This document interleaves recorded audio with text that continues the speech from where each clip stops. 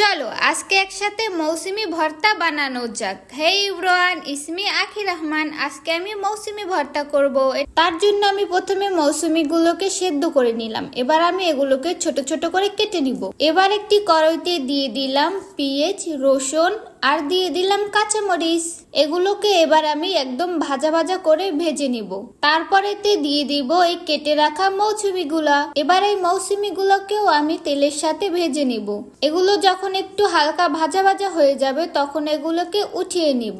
এবার এগুলোকে বাটাবাটি করার পালা। তো এদিকে আমি বাটতে থাকি আর একদিকে আমি চলো তোমাদেরকে দেখিয়ে দিই আমার হেয়ার কেয়ার। ইদানিং আমার চুল এত পরিমাণ ঝইরা পড়তাছে যে আমি চুল আছড়াইতে পর্যন্ত ভয় পাইতাছি, কারণ আমার প্রচুর পরিমাণ ঘুম কম হইতাছে, যে কারণে আমার চুলগুলো ঝইরা পড়তাছে।